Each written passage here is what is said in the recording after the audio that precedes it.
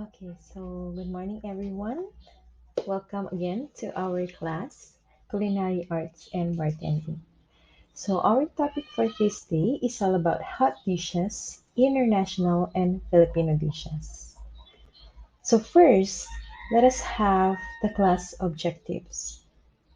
First one, distinguish the different kinds of soups, differentiate the kinds of sauces and their uses, and the third one is prepare hot desserts for formal dining. Let us discuss about the soup. So when we say soup, this is a flavorful and nutritious liquid food served at the beginning of a meal or snack. It was designated as unstrained vegetable, meat, or fish soups garnished with bread, pasta, or rice. So this is a liquid dish made by boiling meat, fish, or vegetables with stock or water. The main purpose of soup, why soup is served first, okay? Scientifically, soups along with appetizer, it helps in secretion of digestive juices inside your stomach, which aids in proper digestion. Okay, that's why it is served after appetizer. So it also calms your stomach. It is just like your appetizer, which is when you say appetizer, this is to stimulate your appetite for the heavier meal afterwards. Okay, so soup are served as a second course after serving your appetizer. If your appetizer is not served, then the soup are served at the first course of your meal. Okay, next one, we have the different categories of soup. First, we have thin, thick, cold, and national soup.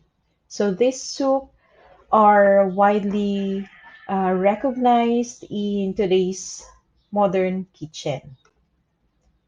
So as you can see here, we have soup. We have four categories of soup: the thick soup, thin soup, cold soup, and the national or special soup. So under thick soup, we have the cream, velouté, puree, chowder, bisque, and under thin soup, we have past and unpast. Past, we have consommé, and past, we have broth and boyan.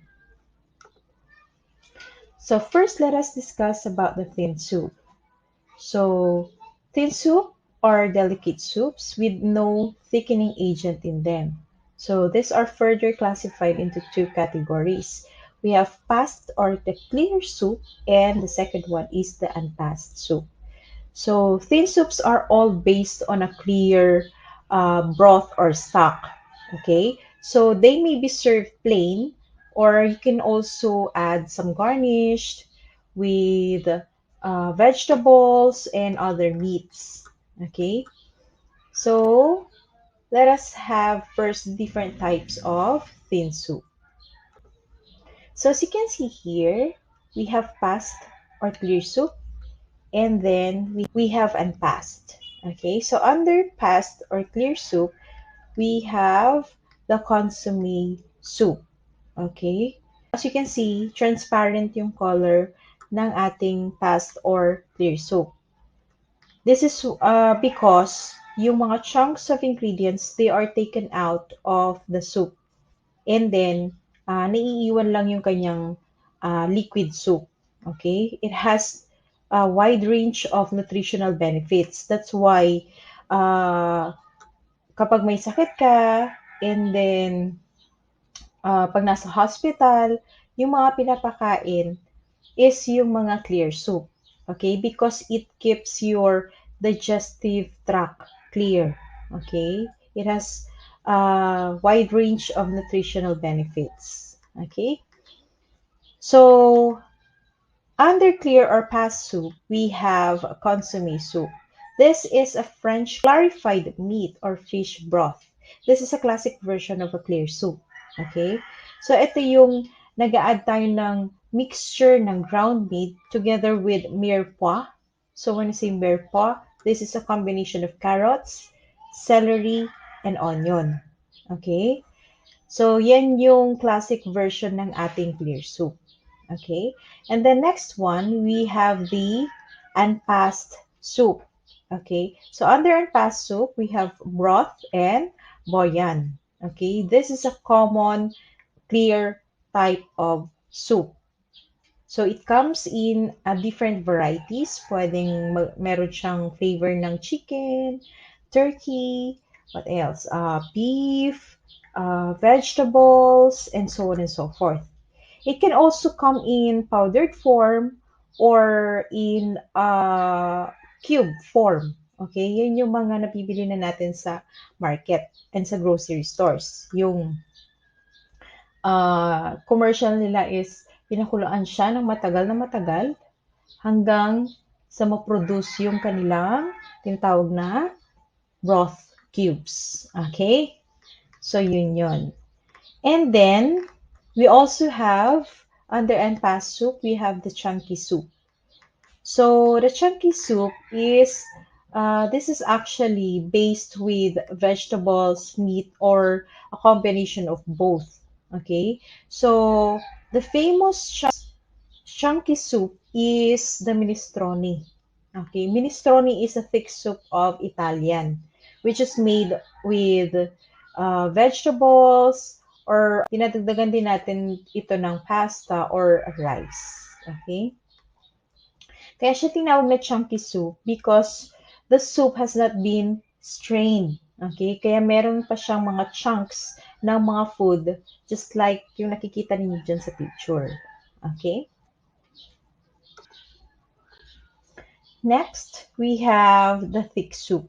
So thick soups are soups that are thickened with flour, cornstarch, cream, vegetables, gelatins, and other ingredients. Depending on how you thicken a soup, you can get different textures and flavors. So unlike thin soup, thick soups are opaque, okay? Hindi siya tulad ng thin soup na transparent siya. So these are thickened using the different uh, ingredients, okay? Yung mga different thickening agent such as roux, okay? When you say roux, this is a combination of flour and butter. So as you can see here, we have the different types of thick soup. We have the bisque. This is a thick soup which includes shellfish. Okay? So, yung authentic bisque, ang ginagamit nila to thicken the soup is the ground shells, and then sometimes they also use rice. Okay? And then we also have the cream soup. So this soup is prepared from the puree of vegetables, meats, and as well as yung fish natin. Okay? Or pwede rin yung poultry.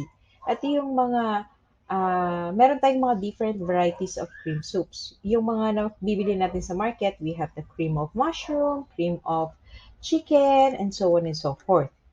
And then we also have the condensed soup. These were created by Campbell's back in 1897. Okay? So this one naman, ito yung nakakan na siya.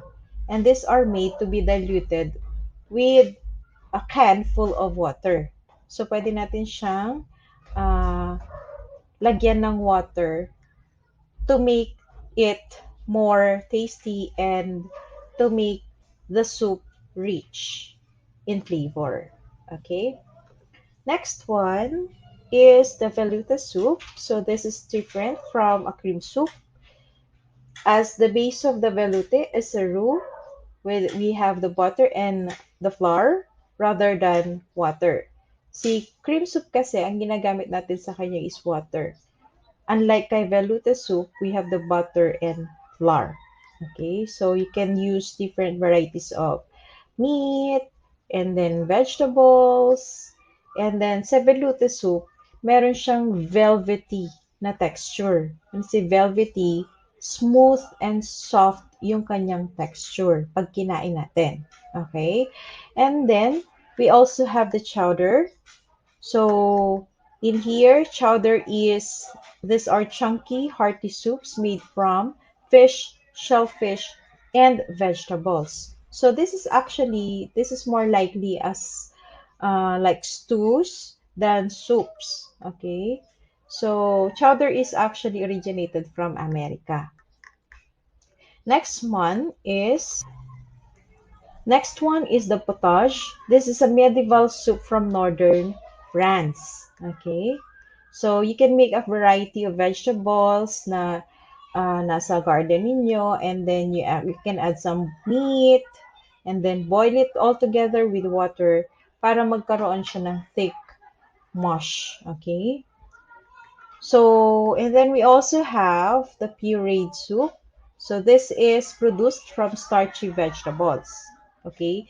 It doesn't need thickening agent kasi nagiging thickening agent niya na yung mga starch-based vegetables. Okay? It acts as a self-thickeners. So, commonly used is yung rice and potato. Okay? Next type of soup is the cold soup. So, as the name suggests, these soups are served cold but not chilled. Chilling will dull the flavors and the soup would taste bland. They do not form a separate classification as they may be, again, be thick or thin, passed or unpassed. So we have the different types of cold soup. We have gazpacho. This is a Spanish soup made from vegetables with tomato, yung kanyang nagiging base. Okay? And then, meron din tayong vichyssoise. This is a traditional French soup made of cooked and pureed leeks and onions, cream, potatoes, and chicken. So, kinu-cool down muna ito before siya sineserve sa guest natin. Okay?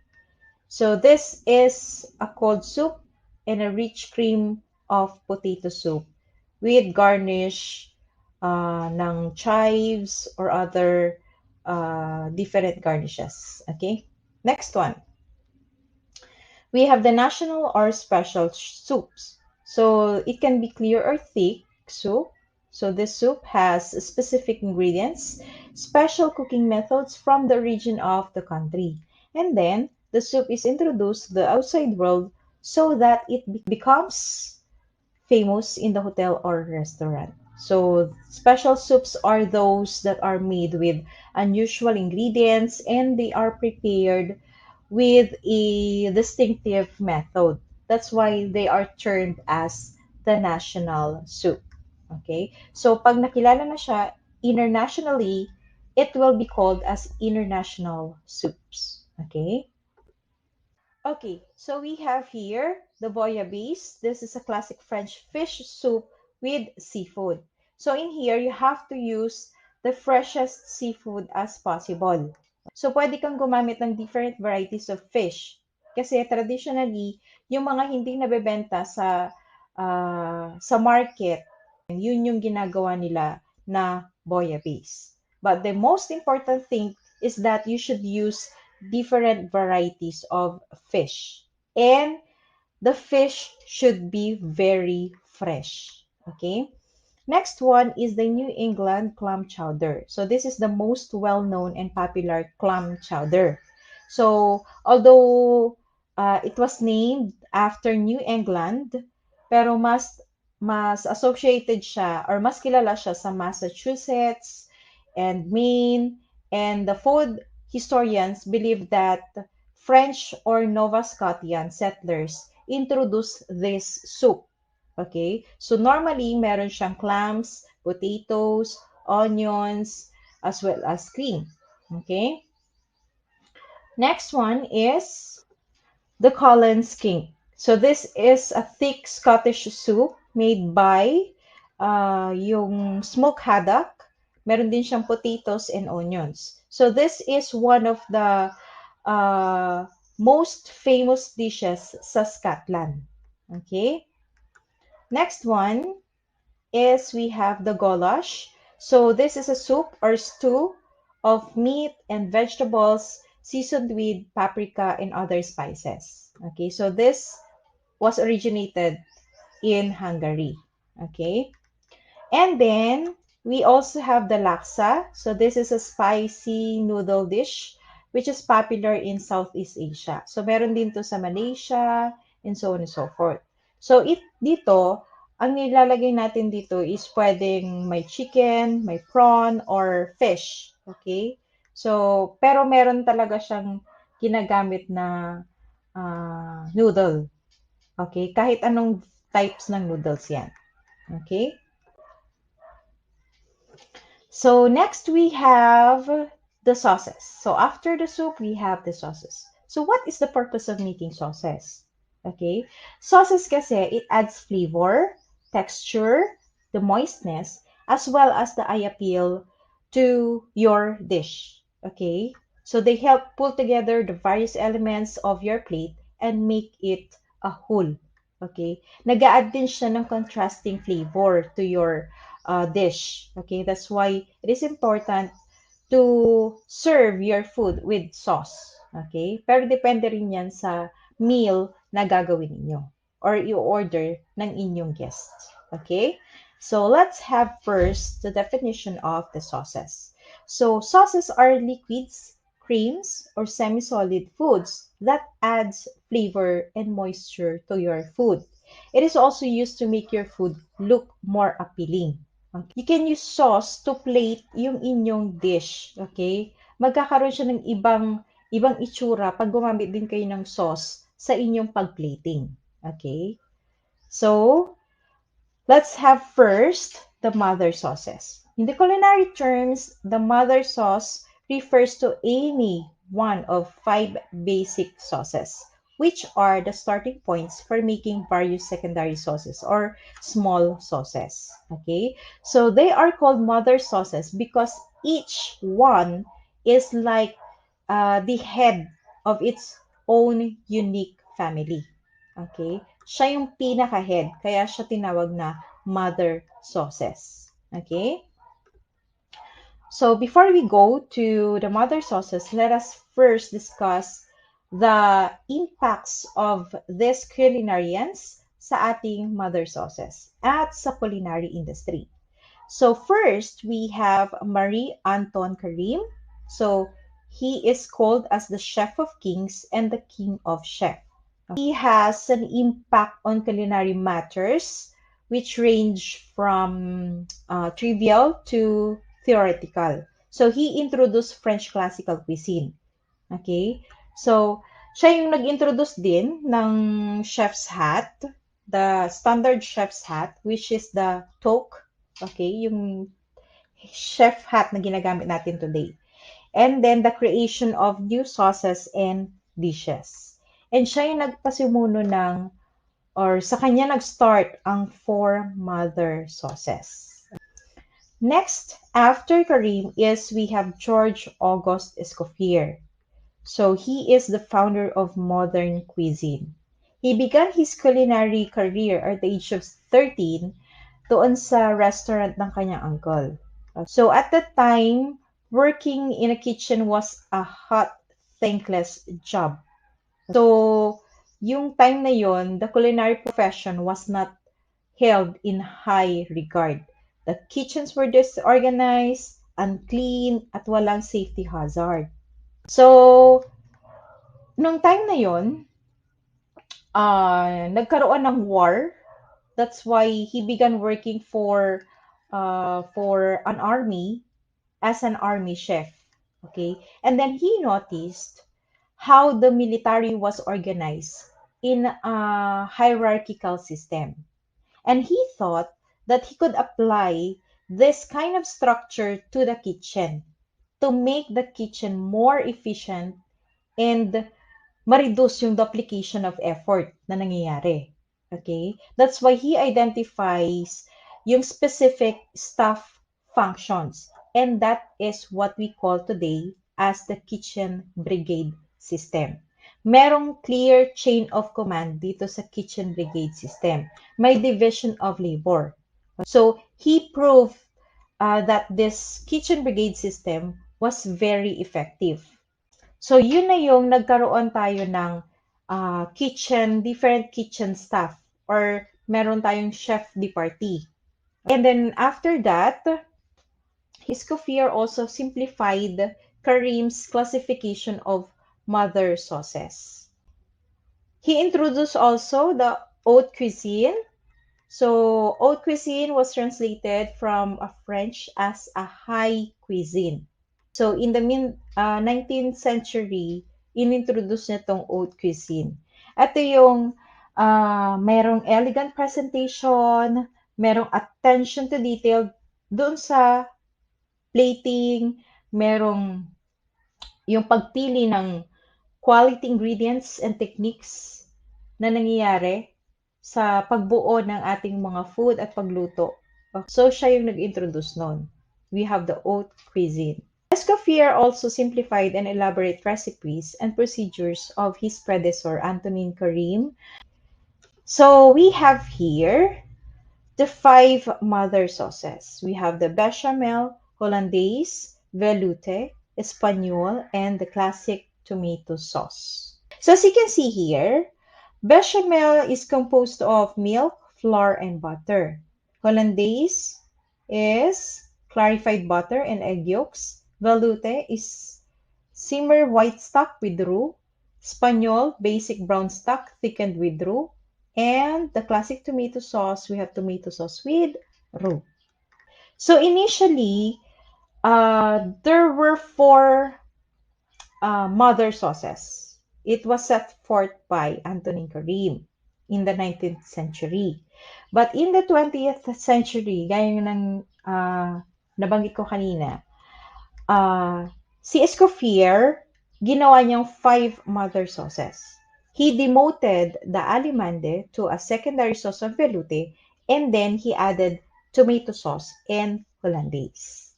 Okay? So, ito yung 4 mother sauces and the 5 mother sauces.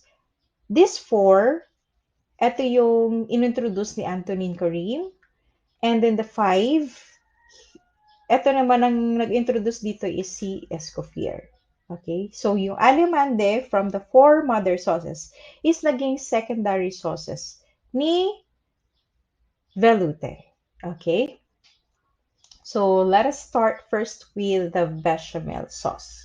So, basically, this is the simplest of the mother sauces because it doesn't require making stock. So, if you have milk, butter, and flour, okay na to. Makakagawa ka na ng bechamel. So, yun yung bechamel sauce. So, roux plus milk, that is bechamel sauce. Okay. Roux is a combination of butter and flour. Okay, next one. We have here the different sauces made from bechamel sauce. We have Mornay, cream sauce.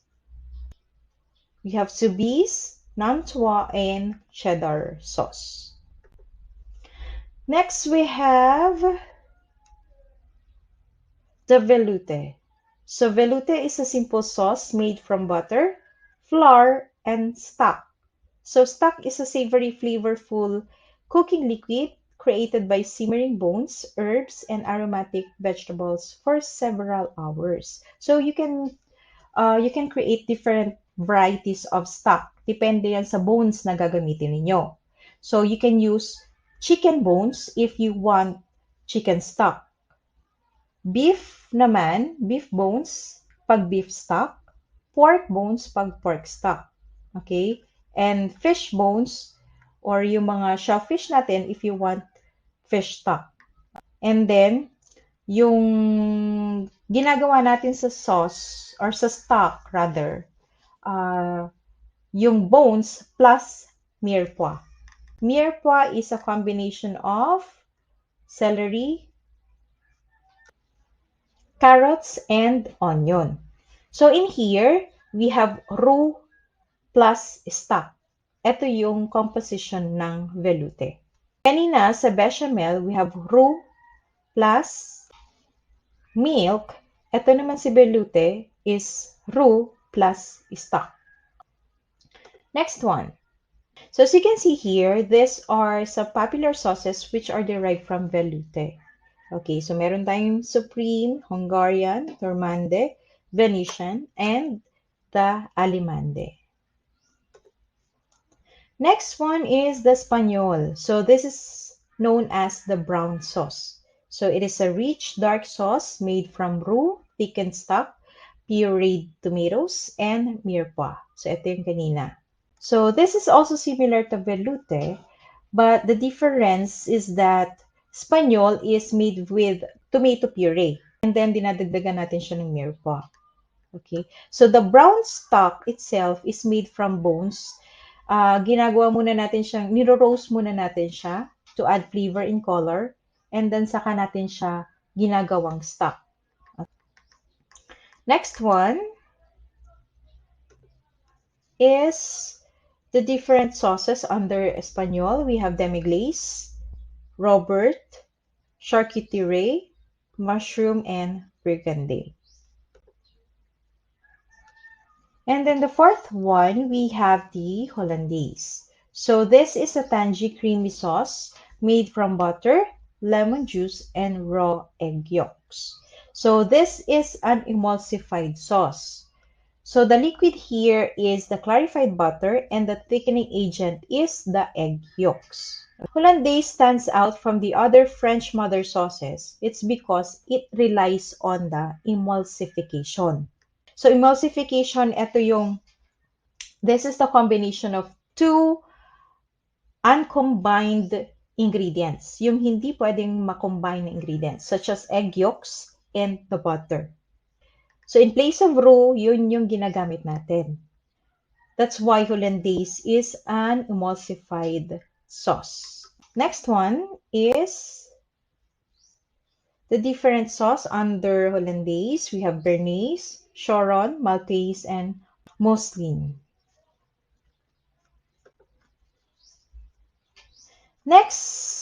Lastly, we have the tomato sauce. This is the classic French tomato sauce thickened with roux. Okay? So, meron siyang seasoned with pork, herbs, and aromatic vegetables.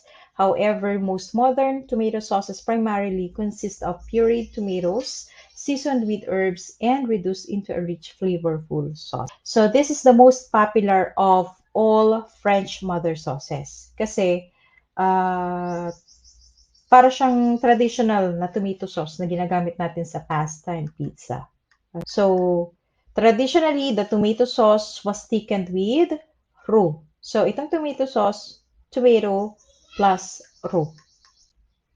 So, these are the different or the popular sauces under tomato sauce. We have Creole, Algerian, Portuguese, Provencal, and Marinara.